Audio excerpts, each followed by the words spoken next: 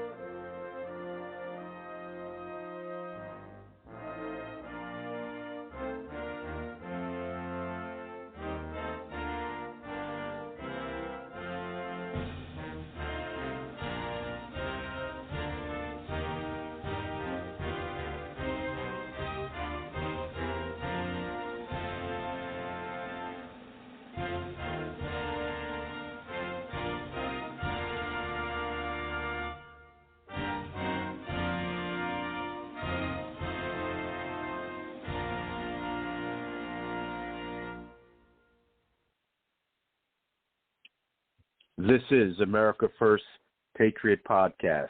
Defending freedom and liberty is our motto. We put God first and politics second. I'm your Patriot host, Chauncey Brown. Welcome to the show. Tonight, we have America First candidate running out of Georgia District 3, Jim Bennet. Jim states, I'm a true American First Patriot. We began this campaign in July to expose a RINO, and with the help of so many fellow patriots, we succeeded. However, we cannot replace one RINO with another. My agenda is to close the border with deportations, rationalize the size and scope of tyrannical government. Without any further ado, let me welcome into the studio 2024 Georgia District 3 Congressional Candidate Jim Bennet. Good evening, Jim. Good evening, sir. How are you this evening? I am blessed and highly favored, and I am so happy to have an American First candidate on my podcast. It is critical that we get you and other America First candidates elected if we want to turn back what this tyrannical government has been imposing and doing to the American people. Start off by talking a little bit about, Jim, who you are, your early upbringings, your education. Who is Jim Bennet before you ran for office? We're starting at the beginning. We have to start in Cape Canaveral, Florida, where both of my grandfathers worked in the space industry and were literally rocket scientists. My parents met at Cocoa High School and were soon married right after high school. My mother was 18, and by the time I was 3, I was living in District 3 where we are now. Been here ever since.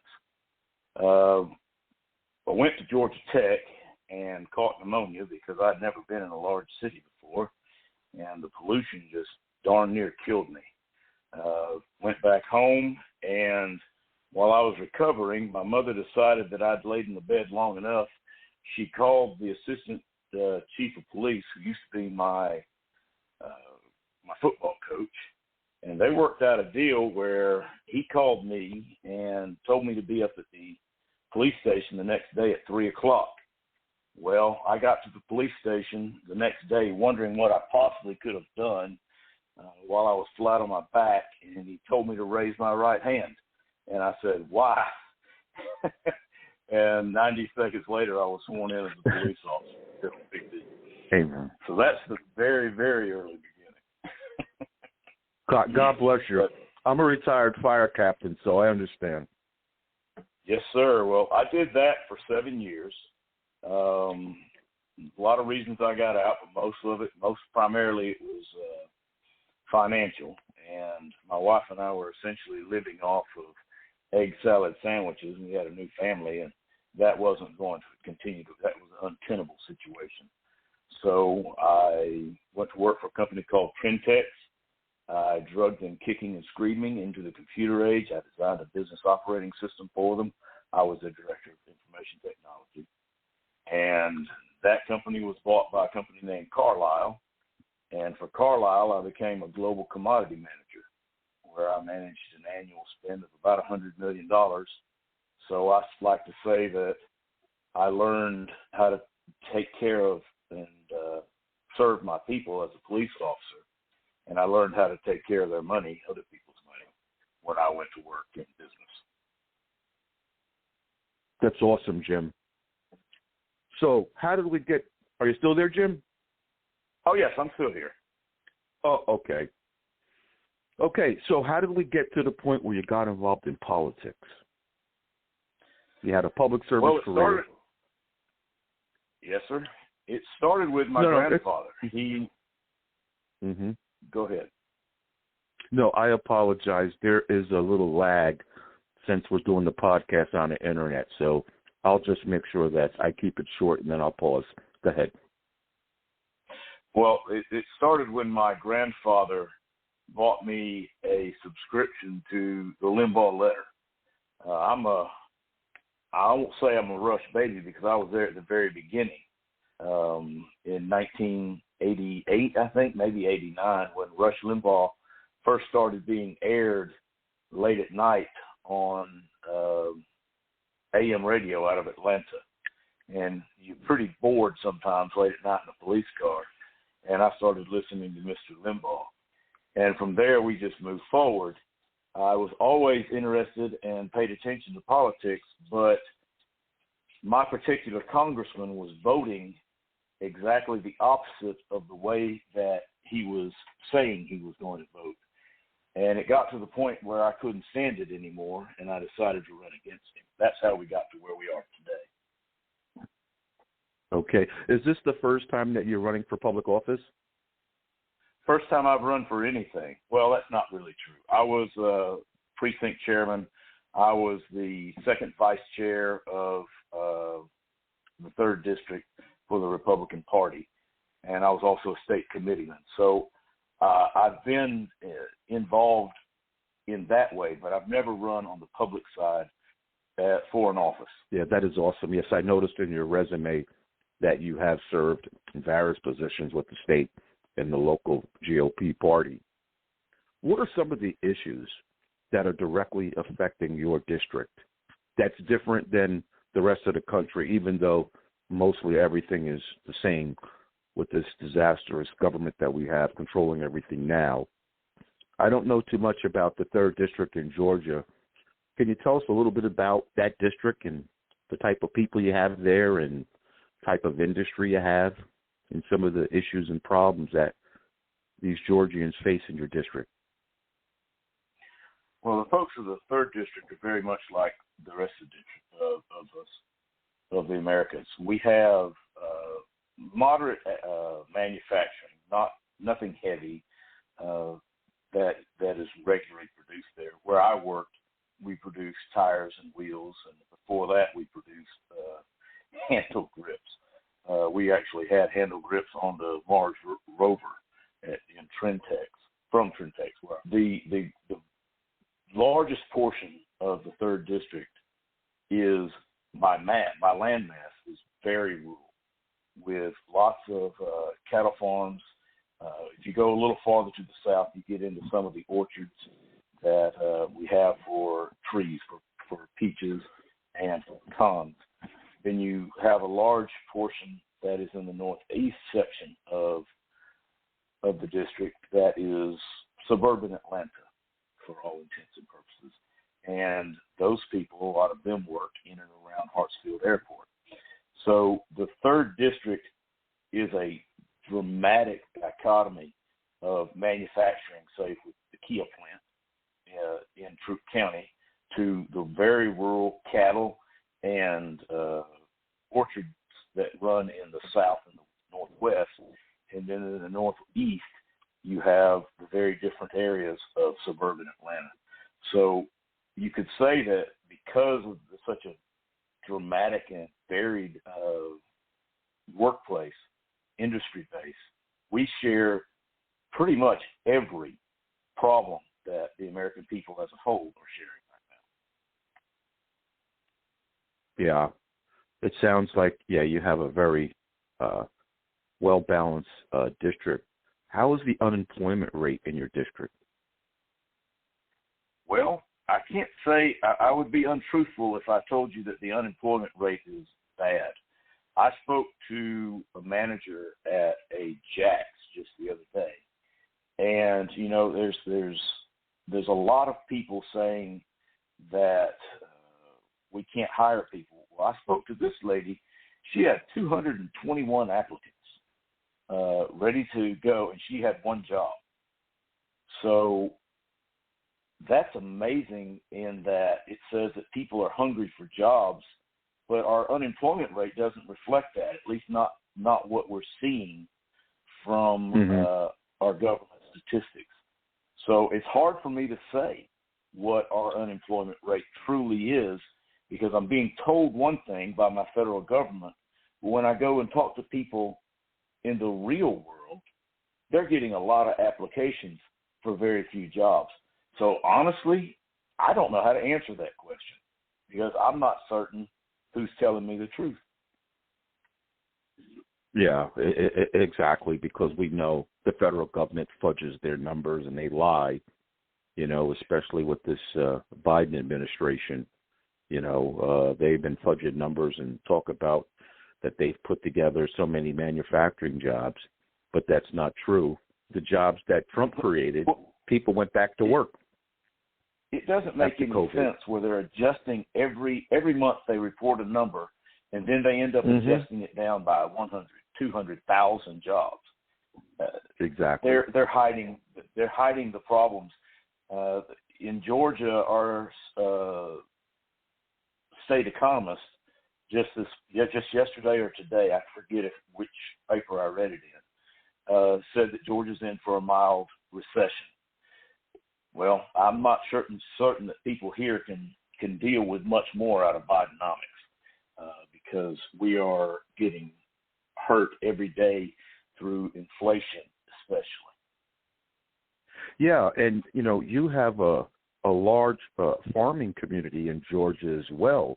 How has that impacted the farmers? And we know the meat prices are beef and everything is almost doubled. But it doesn't translate with the farmers getting additional money. How are the farmers being able to deal with what's going on right now? The problem, you're very close to home now, because my father-in-law and my son, and occasionally myself, we're ranchers. And when you're having to pay so much for diesel, as you did in the very recent past, when fertilizer prices more than double, you can't. We're in the business of growing grass. That's our job. We grow grass so the cows can eat it. All these cost increases have to get passed along at some point. And the cattlemen, the people that are doing small herds like we are, we're hit from all sides, because now the buyers of the feedlot, they're having to charge more, because they're having to buy higher priced grain. And so everything is trickling down, all the price and costs are trickling down to the farmers and to the consumers, because of the large consortiums that control the cattle industry. And I can't speak for the pecan farmers and the peanut farmers, but I imagine it's very much the same way there. Those people that have almost a local monopoly on the cost they're willing to pay for a bushel of whatever, they're the ones that are protecting themselves, while the small-time farmer is bearing the brunt of all the high costs, and the consumer is bearing the brunt of high costs, and you see that reflected in your prices at the grocery store.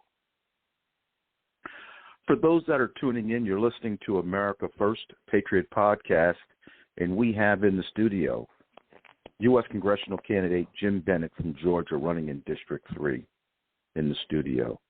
Jim, as I'm listening to you we're talking about the farmers, the ranchers. A good friend of mine is a rancher out in Texas, and recently he sent some of his cattle out to the auctions, and he's still waiting to get paid for it.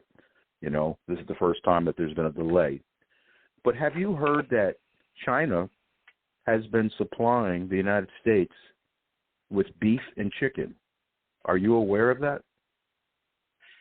I know that they're doing chicken. I had not heard that they were doing beef. I've even heard that China is buying chickens in America, taking it to China and processing it, and then sending it back, which I'm not certain I can believe that account.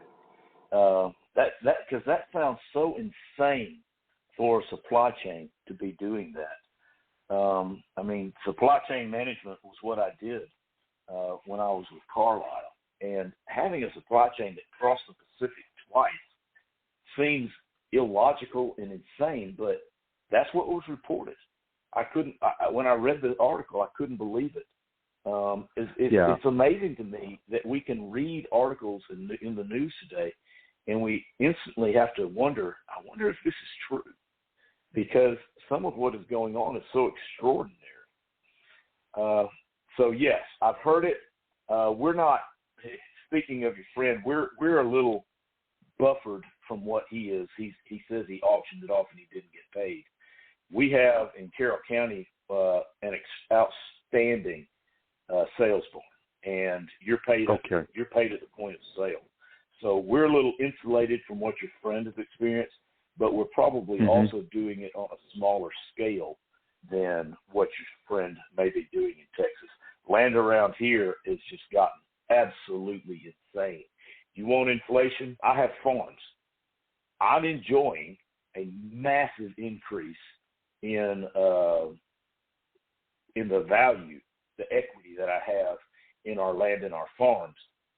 But what if you don't have those lands and the farms? What if you're looking to buy your first house and you're literally being priced out of the market because of the incredible increase in housing costs that we've had right now? It's absolutely insane watching your real estate double in value, and that means double in taxes, by the way, in such a short period of time. We're talking 3 or 4 years, in some cases out here, where people are buying up these small to medium-sized farms, and I'm talking, when I say small, I'm referencing something between 100 and 150 acres, buying up these properties and turning them into residences. Well, that's just absolutely pricing everyone else out of the market. So it's crazy how much it's inflation. There's no other way to put it. And the people who have assets, they're going to be fine. But the people who have nothing, the young people who are looking to buy their first home, they are getting crushed by this weird action that's going on in land prices and real estate. Another problem that we're having in the United States is China is buying up our farmland. Yes, and sir. I believe that there was a congressman recently that tried to propose or was proposing or introducing legislation to halt or take away the land that the Chinese are buying. It's really sad on how these politicians have allowed these countries to come in here and buy up our land, and like you said, a young person can't even afford to buy a house now because the market is so priced out of control. Go ahead, Jim. How do we spend $1 trillion a year on defense spending and then fail to protect our food supply? If our food supply isn't a national security issue, our ability to process food, if these aren't national security issues, I don't know what is. You cannot allow a nation that's adversarial, whether it be economic or in a kinetic war sense, you can't allow them to control your food supply. This is crazy. And yet we've been doing it in this country and moving this direction for 20 years. It has to stop because it leaves us so vulnerable in so many ways. And let's face it, we all have to eat. Yeah. Oh, yeah. Listen, it's an uphill battle that America First candidates are going to have when they get into Congress, because you got to fight those RINOs and the establishments on both sides. They're receiving corrupt payments from lobbying firms and selling their seat for profit. There is no way in the world that a person making $175,000 a year becomes a multimillionaire on a taxpayer's salary. I don't care if you're Republican or Democrat. If you're a millionaire after you get into Congress, you're a crook. You're a crook. You are putting your personal finances and your personal self above the people. And that's why we're having a lot of these problems across the country with farmland, meat prices, because we are selling ourselves out to other countries.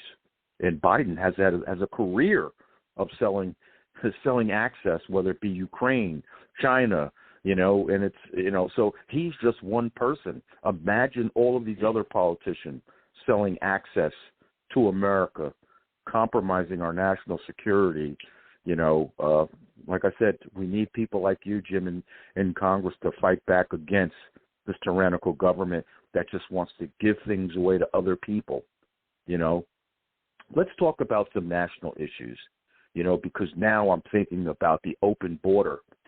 And with the open border, you got the influx of human trafficking, child trafficking, drugs, guns, the cartels. Somebody in government has to be making money off of open borders, off of that illegal activity, because I can't see how you're going to leave a border open and somebody's not getting paid for that. And it's sad. Well, you're right. We have millions of people flooding our borders and coming into this country. And you know what upsets me the most is we have homeless veterans. We got a VA that's not even serving our veterans. And we're taking care of illegal aliens, illegal immigrants, before we're taking care of our veterans, our seniors, and our children.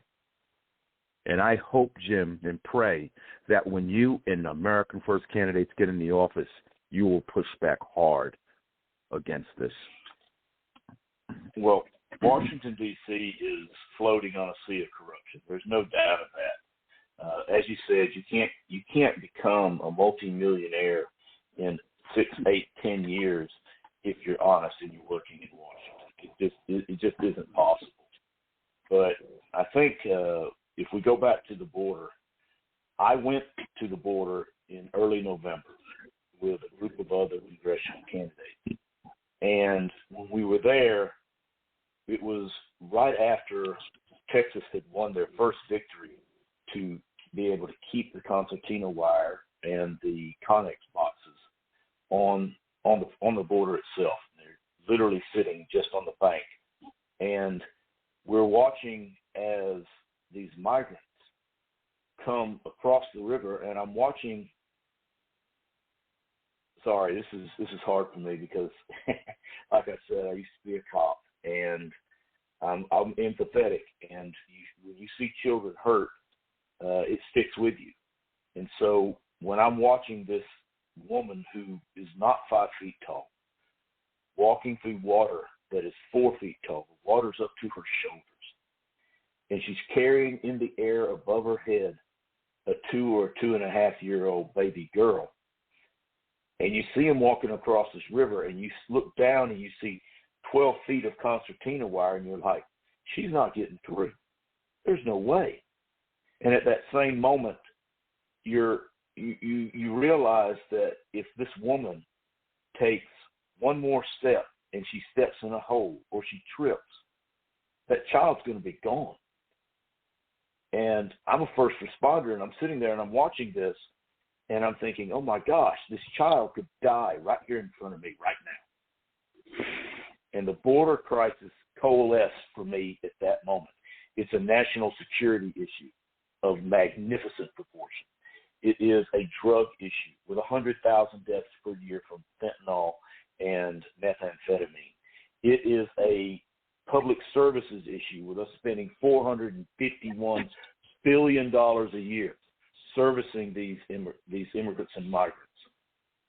But let me tell you something, my friend. When you see that baby girl in the air and you see her in mortal peril, the crisis on the border coalesces into a very fine point. and you recognize it for what it is. It's freaking evil. And it makes me so angry that it is absolutely the single most important issue that this nation has faced in the last 50 years, is closing down our own border because these fiends in Washington, D.C., for whatever purposes they are, be it their replacement theory, be it the fact that they're trying to overload our system and watch the world burn so that they can reforge it in what image they want. It doesn't matter if it's for Marxist reasons or whatever reasons. When you see that child and you recognize that she could die right here, right now, in front of your eyes, border crisis is evil, period. And the people that are perpetrating it are every bit as evil as you can imagine them to be. Sorry if I went a little long there. No. You're. It leads me into, we are. You are a faith-based person as well as I am. We are in a spiritual warfare right now, and the line has never been drawn clearer. Either you serve God or you serve Satan. And we can look at if you're serving Satan by the actions and behavior of a person. These people are corrupt. They are ruled by they're satanic worshipers. These people, like they have the bow. Joe Biden is celebrating Satan in the White House. Bow. I mean, it's never been clearer, people. Please repent. Seek God, because the time is at hand. We are witnessing satanic disciples trying to take our country, trying to take our children. And we talk about, let's move to the educational system. They want to teach critical race theory, which is an abomination. Why are you trying to say that I'm not a victim? And why are you trying to make these white kids feel guilty that they're the perpetrator? And then you have these sick people that want to allow these men dressed as women in our schools reading to them. There is nothing funny. There is nothing good about men being dressed up as women reading to kids. This is grooming our children. This is satanic. We have to fight back against Satan.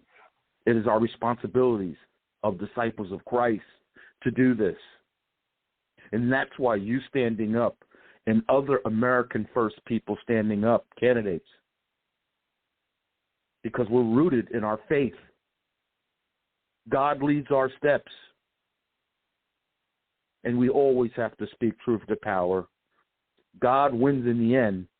God has mercy on the souls of all those that are trying to infiltrate and groom our children.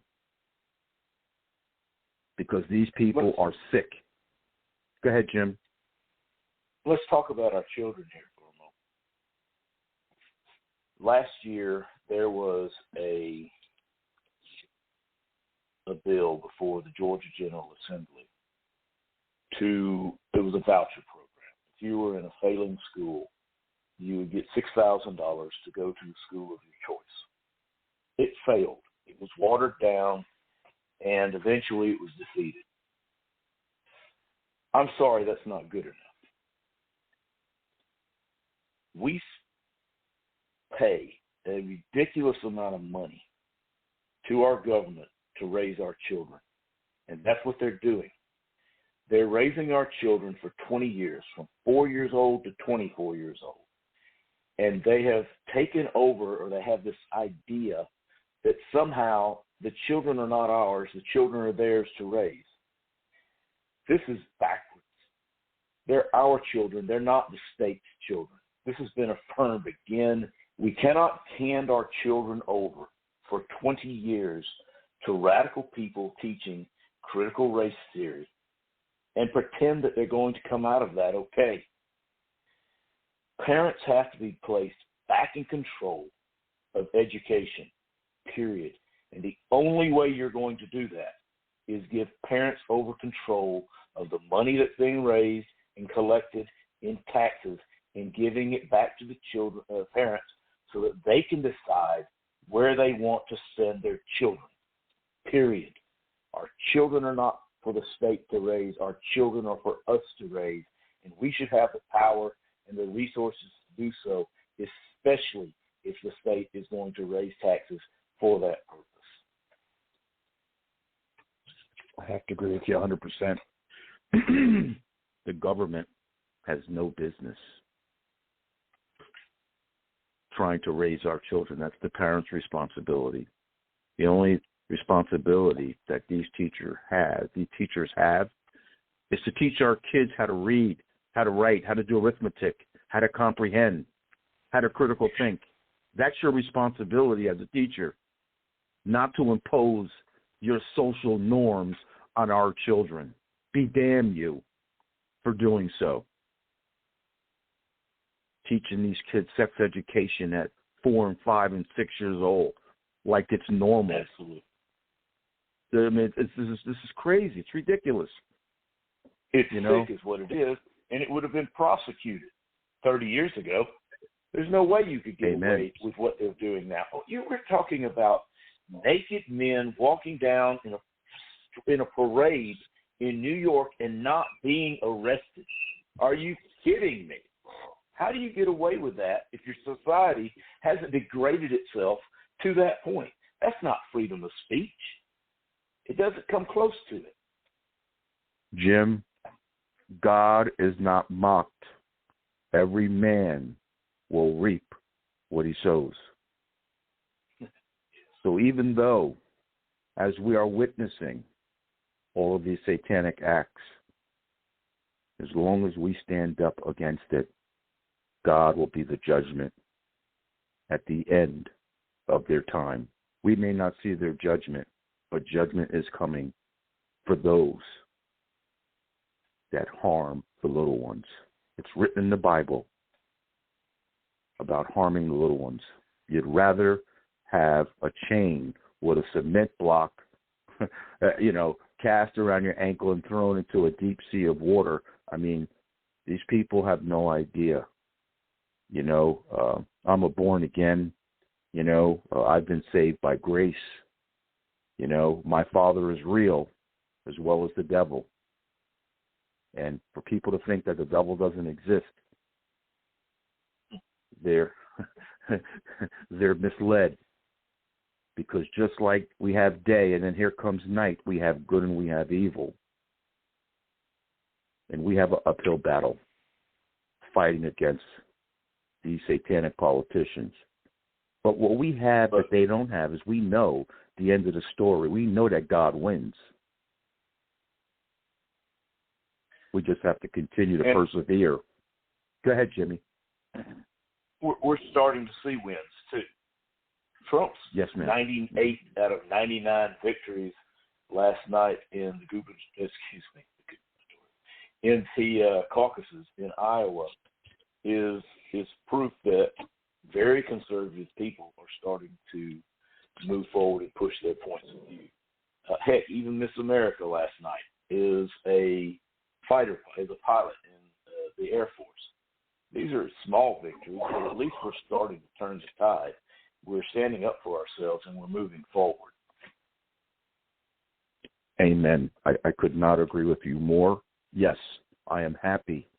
I'd rather have a bunch of little wins than one big win. The big win is in November when we win. There is Donald Trump. If he doesn't win this election, there's no way he can't win it. Well, there is a way, because they're trying to do everything they can to prevent him from running. But see, you know what? When you have the blessings from the Almighty, nothing can stop you. I told people in 2015, Trump was ordained by God. That's why he is here, to reveal the truth and to reveal the corruption of these RINOs these Democrats and all of these crooks. They stole the election in 2020. Agree. Yeah, go ahead, Jim. They stole the election in 2020. The only way they're going to stop Trump this time, and God forgive me for saying this, is they're going to have to kill him. There's no way that he could lose this election if it's an honest election. I don't believe we got to stop Joe Biden. I don't believe for a moment that Joe Biden got 81 million votes. Now, he never got a total. Hey, Jim, he never got a total of 81 million votes. If you add up all the votes when he ran 3 times and lost, don't add up to 81 million. You're right. Well, we're going to start winning. We're going to start pursuing optimistically life, liberty, and the pursuit of happiness. We're going to start promoting our system of government, that which was espoused in the Declaration of Independence and in our great Constitution. We're gonna live our lives looking to get better police officers because we can pay them more. We're going to get better courts that don't try our leaders based on what party they're a member of. We're going to get a smaller, more lethal military that's not more worried about DEI than it is in doing the job that they are hired to do. And we're certainly going to secure our border, which is actually the linchpin of the evil that's going on in this country. Think about it. Every single day, the border is there saying the rule of law does not apply. Every single day, they flaunt this in front of not just us, but the entire world, saying that the rule of law in America is dead. You can do whatever you want. So then we have our summer of love where we see American cities burn. They are flaunting this destruction of the rule of law, and we're going to pursue our lives with the better police officers and the better courts that are going to put an end to this silliness, and the better district attorneys and the better attorney generals. Oh, my goodness. So we're going to live our lives like that, and we're going to keep pushing forward on those points. Amen, Jim. Amen. That's exactly what we need from you and other American First candidates. We need you to stick up for us, the little guys, the people. This government has ran away, literally, from the people. This government wants to give money, Ukraine, to China, to Iran. They want to give out money like it's crazy. But you cannot make sure that our veterans have a house, have a car, and have at least insurance, basic necessities for life. And they have sacrificed their lives and their limbs for this country. And America has turned their back on veterans. And yeah, I'm pissed off about it. I think when you let these yahoos come in from the border, like you said earlier, we don't know what sickness they have. We don't know what criminal records they have. We don't know what diseases they have. And it hurts me to see veterans homeless on the street asking for food and help. That should not be in America. We made a promise. Every person that serves. I'm sorry. Go ahead, Jim. We made a promise to these veterans. We told them that if they would give up their liberties, when you enter the military, you're no longer operating under the United States Constitution. You're operating under the military justice system. And they gave up a lot. And for that, we made them a promise. And look what our promises have become worth. We promised that when Ukraine gave up their nuclear weapons, that we would defend them from Russia. I'm old enough to remember when that happened. Somehow we find ourselves in a war now where Russia is doing exactly what Ukraine feared they would do. And we're doing this half-in, half-out insanity that we've done for the last, since World War II, where we don't prosecute wars, we prosecute police actions, and we hope that we will win. We don't fight to win. And what ends up happening? We lose 500,000 Ukrainians in 2 years, maybe 600,000. And where are we? We're going to end up at exactly the same place that we could have been if we had sought peace when this war started and before $120, $130 billion of American treasure was lost. And that's not even counting the hundreds of thousands of dead Ukrainians and dead Russians. For what? What are they getting? It's one dictator or the other, is the way I see it. I am tired of forever wars. I am tired of America being the country of death, because that's what we've become. When we allow what's happened in Ukraine to happen, what are we if we're not the country of death at that point? We have to stop being that. We have to return to Ronald Reagan's city on the hill, where our word means something. I'm with you. We owe our veterans and we owe the world that we do what we say we're going to do, and may that be less than what we've been saying we're going to do. Why in the world would we have made that agreement in the first place? Amen. You know, Ronnie said that if we lose freedom here, this is the last place on earth. Yes, sir. If we don't protect our freedom. And also I want to mention is that these politicians calling for democracy, those are crooked politicians. They want to call for democracy because they're usurping the authority of the Constitution. The Constitution is the law of the land. We are a constitutional federal republic. We are not a democracy. And these politicians that call for democracy is intentionally undermining and usurping the authority of the Constitution of the United States. Absolutely. And we must put that document first. Amendments aren't laws. All of these things they're trying to do, the Constitution is the foundation. And by them calling for democracy, you're violating all rights of Americans, all rights of business owners, all rights of people to actually, follow and do their religion. By you taking and omitting the Constitution, you're taking we the people out of the equation. So when you hear politicians call for democracy, he's a crook. He is not leading with the people. When they call for democracy, they want to have the power to control the people. And if we look at history, when Rome went from a republic to a democracy, that's when it fell. And we're doing the same thing here in this country, but at a faster rate in the last 4 years. And it's sad. We are. And a moment ago, we talked about pursuit of life. Now let's talk about the pursuit of liberty. That's what you're talking about. You're talking about the abandonment of the idea that the Constitution limits government. The idea that the ability of government to suppress our speech, there's no limit on speech. I heard a politician the other day say, well, there's no such thing as how did she say it? I forget. Anyway, her essence of her statement was that our rights were limited, and were limited by the government. Now, I almost threw something through my television because that's exactly backwards and wrong.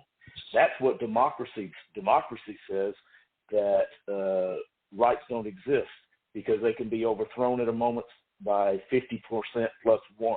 That's tyranny. That is not exactly. That's not a constitutional republic with a Bill of Rights that tells you what the government cannot do, not what the citizens can do, because the rights that we have are ordained by nature's God, as Jefferson referred to it.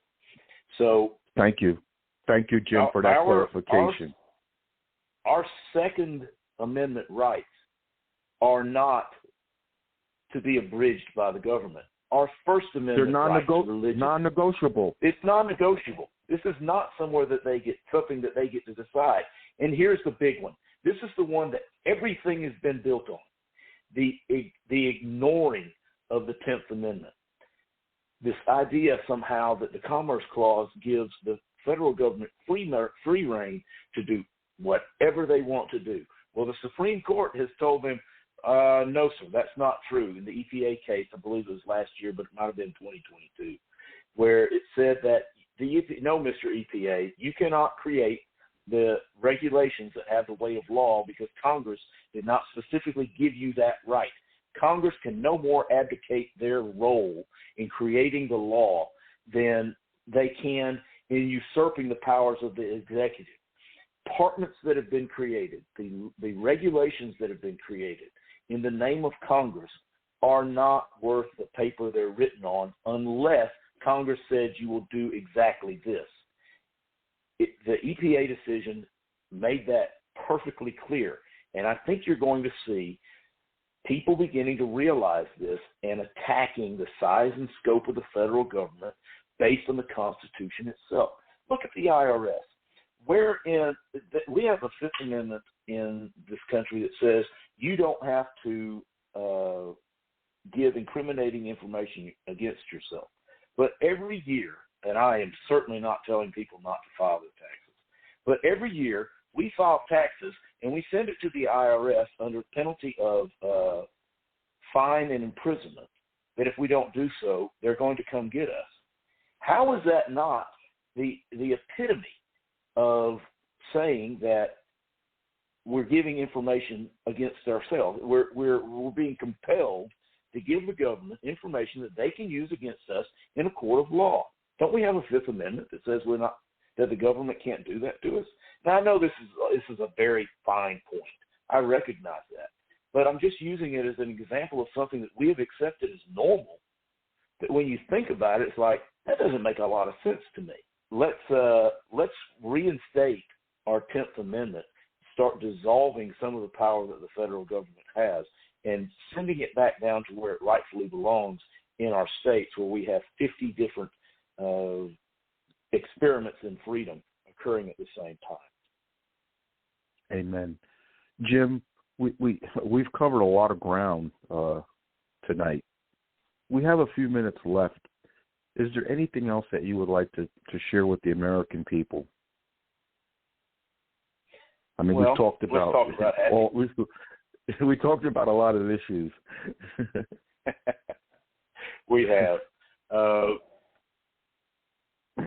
The things that I want to do is what I said: restore life, liberty, and happiness to our country.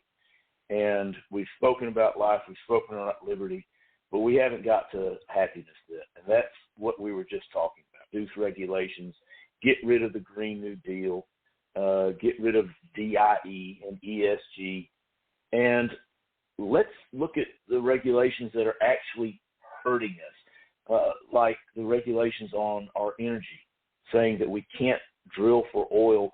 We have more oil in this country than anywhere else on the planet, and we're sitting there watching our energy prices go up. Hey, the state of Texas yesterday was in a position where their electrical grid was impossibly close to collapse.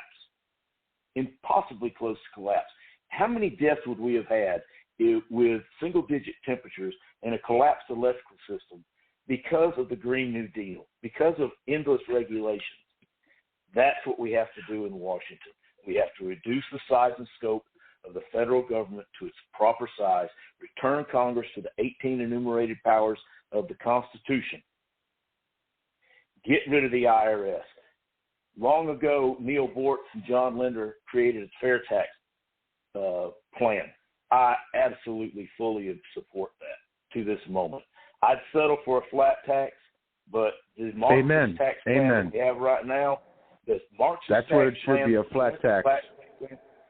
The progressive tax that we have right now is Marxist, period. It has to be eliminated. Reduce the size and scope of this government so that this debt that we have been piling on to our future generations can actually watch the debt clock go back. Can you imagine going to the U.S. debt clock and watching the debt go backwards?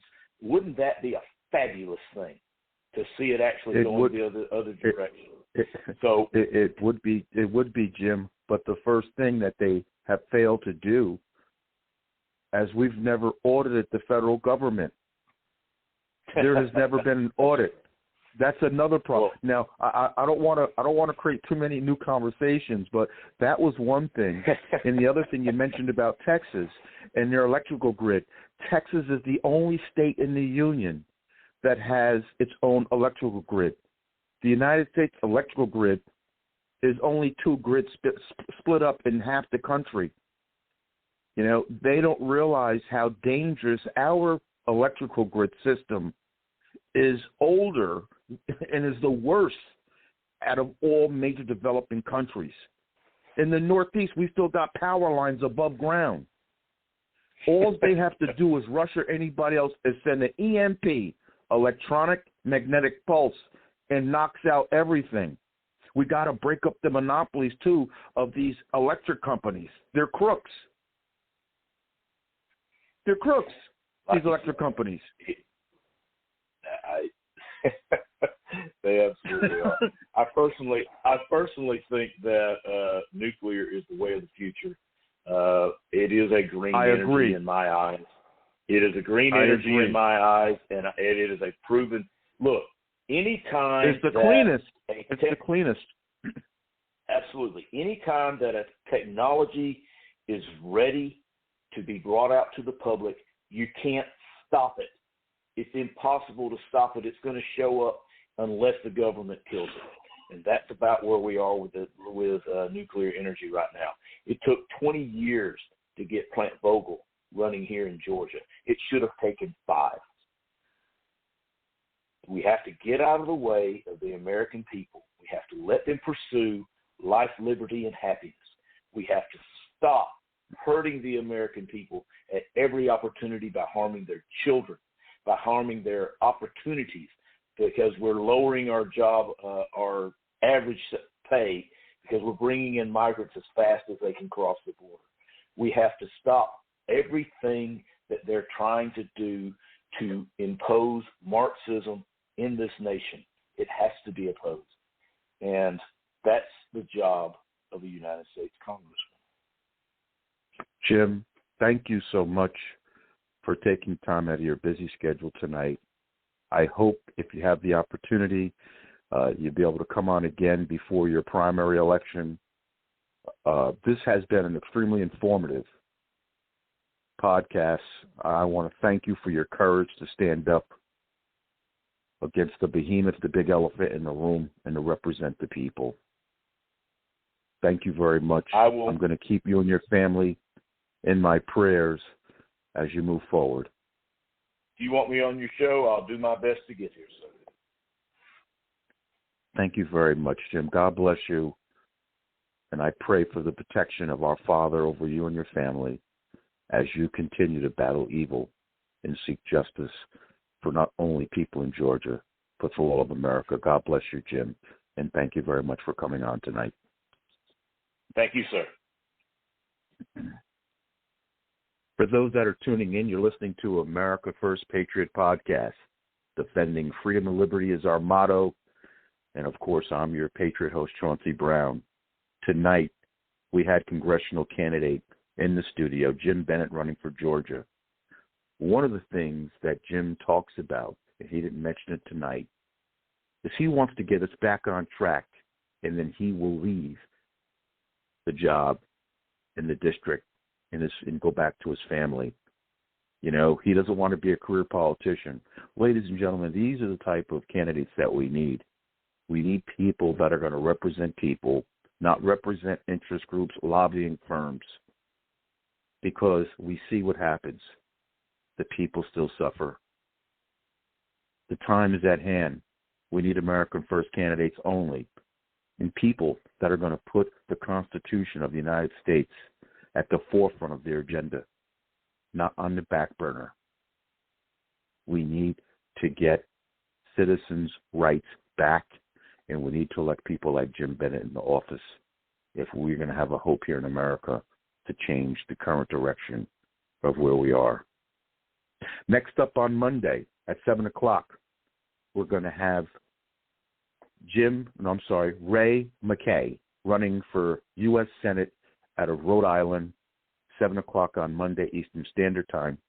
Please follow us on Twitter, US First Podcast, and we're on all social media platforms. Please follow us and check out the updates. If you want to follow me on Twitter, I'm USA First Patriot. I want to thank you all for tuning in to the show tonight. God bless you all. I will keep you in my prayers, as always, that you have a safe and a blessed weekend. God bless you all, and I'll see you on Monday night. Good night now.